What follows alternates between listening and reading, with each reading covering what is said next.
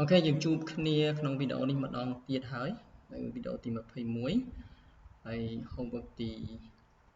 6ដែលយើងនឹងខ្ញុំនឹងបង្ហាញពីរបៀបធ្វើប៊ូតុងដែលយើងដាក់ម៉ៅនៅលើទៅវារត់បែបនេះមានចលនាបែបហ្នឹងហើយនៅក្នុង Xd យើងហៅថា hover ឬក៏ hour អូខេយើងហៅថា hour អញ្ចឹងយើងទៅប្រើវាអូខេណាបើនៅក្នុង InDesign យើងហៅថា roll over ណាคลิกមកលើចេះមកយើង roll over វាអូខេយើងនឹងបង្កើតថ្មីคลิกបិទចោលហើយលោកគ្រូបិទវាចោលដែរអូខេណាយើងបង្កើតថ្មីអញ្ចឹងយើងយក rectangle មួយមកប្រើទំហំប៉ុណ្ណាគឺជាអ្វីដែលយើងចង់បានហើយទំហំដែលយើងចង់បានតែម្ដងយើងអាចប្រើវាទៅអូខេយកចំណុចកណ្ដាលមកទៅយើងស្រួលនិយាយគ្នាណាបរិចឲ្យធំតិចហើយអូខេចំណុចកណ្ដាលយើងពង្រីកឲ្យធំតិចស្រួលនិយាយអូខេ background អាចដាក់ពណ៌អីក៏បានដែរយើងយក background ពណ៌បែបនេះក៏បានអូខេពណ៌អញ្ចឹងក៏បានហើយអត់មានborder ឬក៏មាន border អាស្រ័យលើយើងអូខេយើងអាចដាក់អញ្ចឹងហើយ border របស់យើងពណ៌ខ្មៅតែម្ដងក៏បានដែរយើងធ្វើ border ខ្មៅអញ្ចឹងទៅហើយអាចធំជាងនឹងតិចទៀតក៏បានអូខេនេះគឺជាការបង្ហាញយើងឲ្យយើងចេះធ្វើទេណាអូខេអ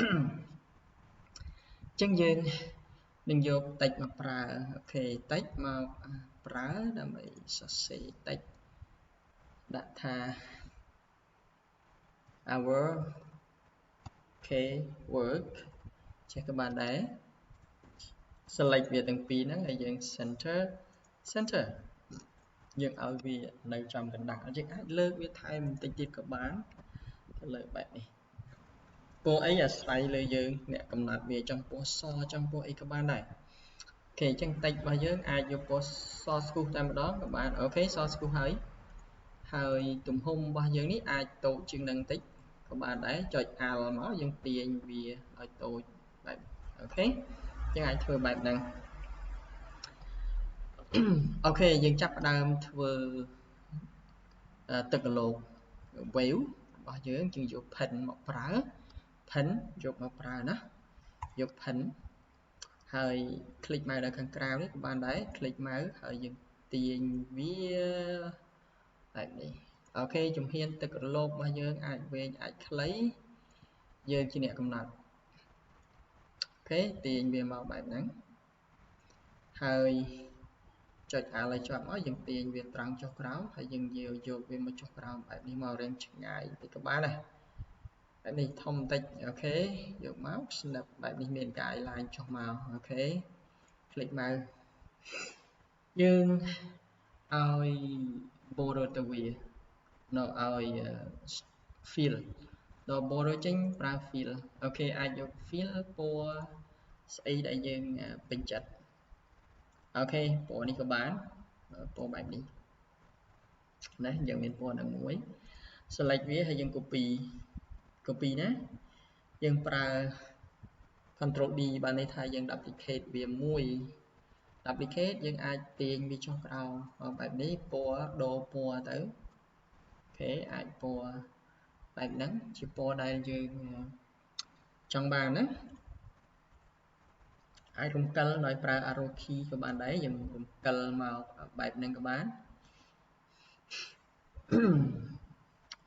អូខេហើយយើងចាប់ផ្ដើម copy មួយ copy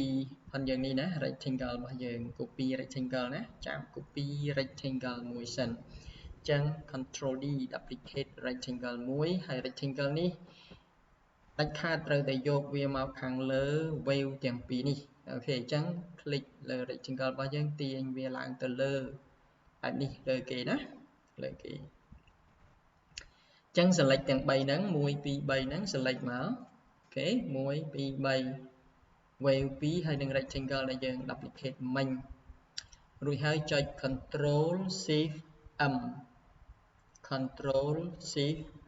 M អូខេគឺយើងប្រើ mask អូខេ Control Shift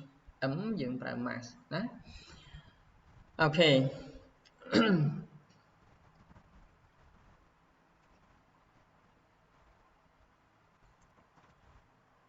បាន mask ហើយ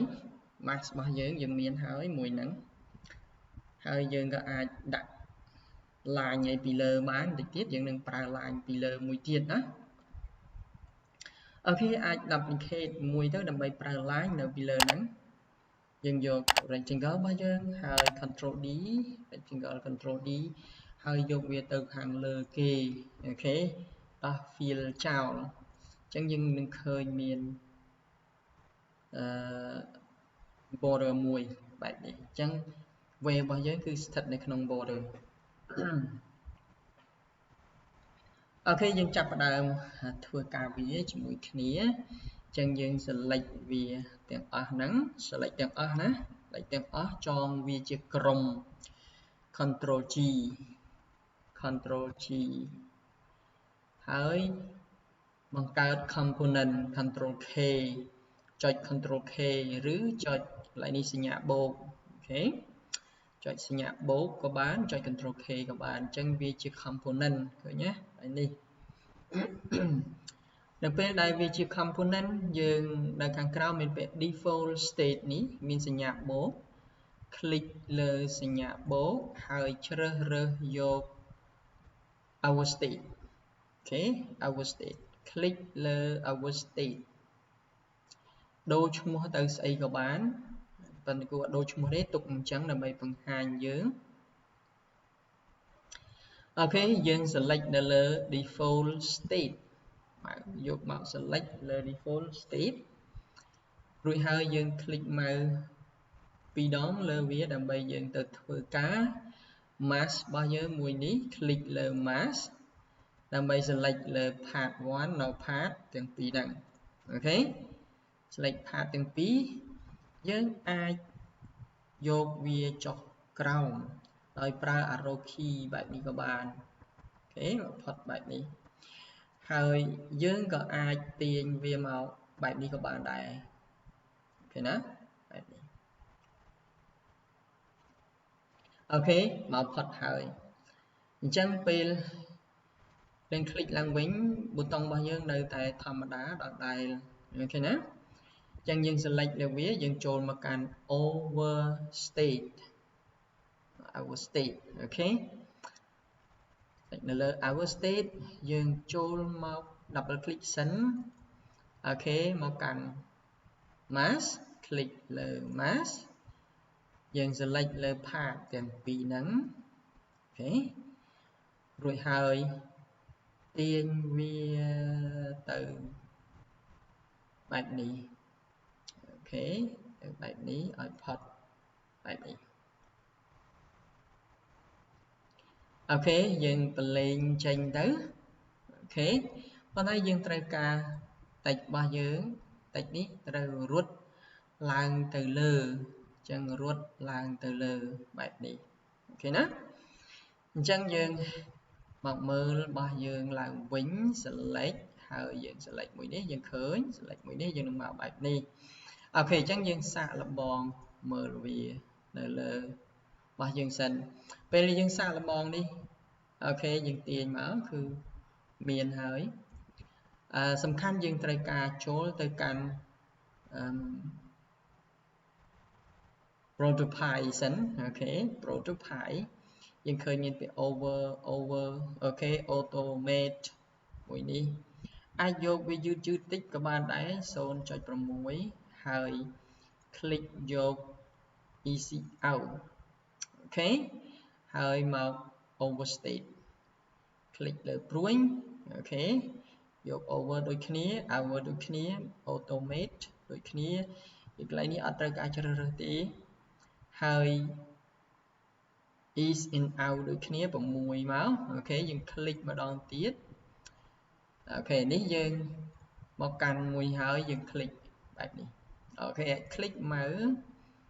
យើងដាក់ម៉ៅមកយើងឃើញម៉ៅរបស់យើងនឹងរត់មកបែបនេះ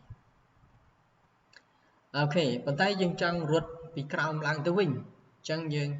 ត្រឡប់មក design វិញហើយ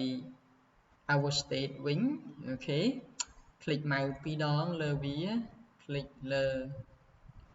មួយហ្នឹងអូខេ2ដងហើយ select លើ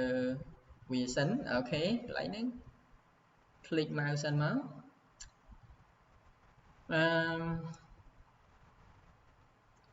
អូខេយើងទាញវាមកបែបនេះកន្លែងនេះដែលយើងចង់បានវិញឃើញណារួចហើយយើងទៅកាន់ default state click ម៉ៅ2ដងហើយ mask select លើវាកន្លែងហ្នឹងមិញហ្នឹង2ដងមកហើយយើងទាញវាមកកាន់កន្លែងដែលយើងត្រូវការវិញអូខេកន្លែងនេះវិញអញ្ចឹងយើងទៅមើលម្ដងទៀតរបស់យើង click ម៉ៅឡើង preview យើងឃើញរបស់យើងរត់បែបនេះឃើញណាអូខេអញ្ចឹងនេះជាប៊ូតុងមួយដែលយើងអាចយកម៉ៅរបស់យើង over ទៅយើងមានចលនាអូខេប៊ូតុងបែបនេះអូខេអញ្ចឹងវីដេអូមួយនេះយើងបញ្ចប់ត្រឹមហ្នឹងហើយអូខេអរគុណសង្ឃឹមថាយើងនឹងអាចធ្វើបានណាតាមហើយធ្វើបានអរគុណ